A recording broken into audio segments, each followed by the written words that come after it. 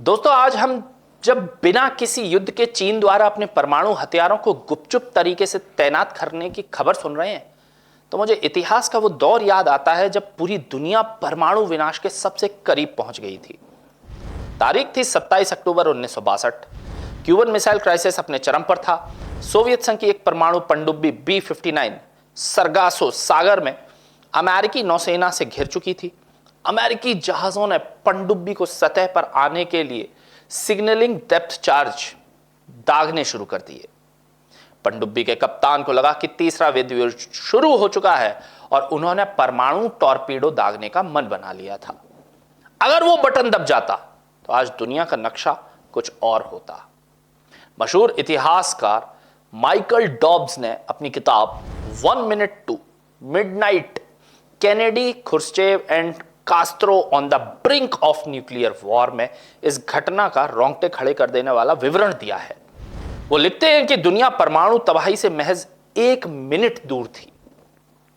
आज साल 2026 में जब Stockholm International Peace Research Institute यानी सिप्री की ताजा ईयरबुक सामने आई है, तो ऐसा लगता है कि दुनिया एक बार फिर उसी खतरनाक रास्ते पर चल पड़ी है।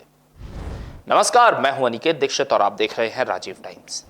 सिप्री की साल 2026 की रिपोर्ट ने शांति की उम्मीदों को बड़ा झटका दिया है।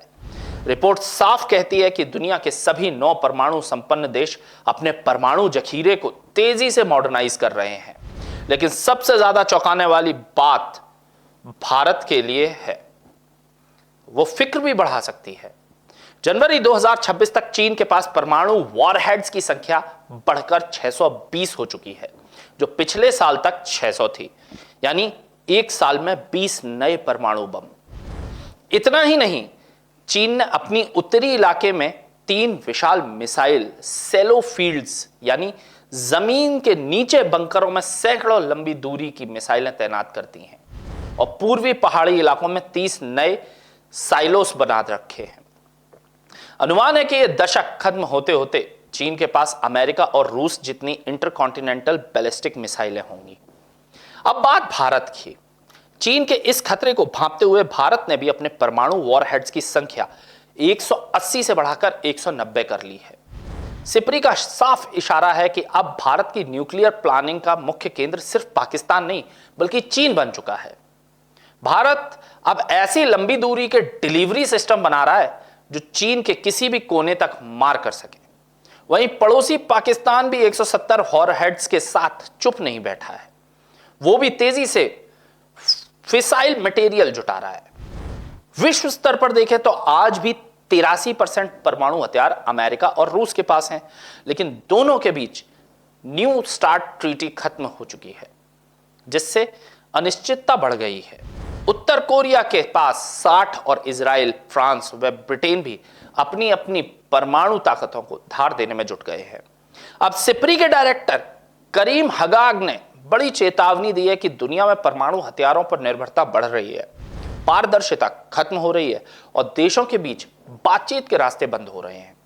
परमाणु हथियार जो कभी सिर्फ डिटरेंस यानी दुश्मन को रोकने के लिए थे, आज ताकत दिखाने का जरिया बन चुके हैं। इतिहास गवाह है कि 1945 में जापान पर हुए अमेरिकी हमले के बाद आज तक कभी परमाणु हथियार इस्तेमाल नहीं हुआ है। इसलिए नहीं कि वो कम थे, बल्कि इसलिए क्योंकि हर देश जानता था कि अगर परमाणु बटन दबता है तो म्यूचुअली अश्योर्ड डिस्ट्रक्शन होगा, यानी जीत किसी की नहीं होगी, सब तबाह हो जाएगा। लेकिन आज राजीव टाइम्स के मंच से सवाल आपके लिए है। जब चीन इतनी आक्रामकता से परमाणु तैनाती बढ़ा रहा है, तो क्या भारत को अपनी नो फर्स्ट यूज यानी पहले परमाणु हमला न करने की नीति को बदल देना चाहिए? क्या दुनिया एक नए कोल्ड वॉर और खतरनाक हथियारों की अंधी दौड़ में फिर से शामिल हो चुकी है? और क्या वैश्विक मंचों पर होने वाली परमाणु निरस्त्रीकरण यानी डिसआर्मामेंट की बातें अब सिर्फ कागजों में दिखेंगी? अपनी राय नीचे कमेंट्स बॉक्स में लिखकर हमें जरूर बताएं। राजीव टाइम्स की इस बेहद गंभीर रिपोर्ट में आज के लिए इतना ही। देश और दुनिया के इस तरह के गहरे विश्लेषण के लिए जुड़े रहिए हमारे साथ। नमस्कार। जब मुद्दे बढ़ते हैं और सुनवाई कम हो जाती है। जरूरत होती है एक ऐसी आवाज की जो सीधे जनता से जुड़े। अब हर गली हर मोहल्ला बनेगा खबर का हिस्सा, जहां उठेगा हर सवाल जनहित के मुद्दों, बेबाक अंदाज बिना किसी दबाव के, सिर्फ सच और जनता की आवाज। राजीव टाइम्स लेकर आ रहा है एक खास कार्यक्रम, जनता के बीच जनता की बात। हम आ रहे हैं आपके बीच, आपकी आवाज को बुलंद करने। देखना ना भूलें राजीव टाइम्स पर, क्योंकि अब बात होगी जनता के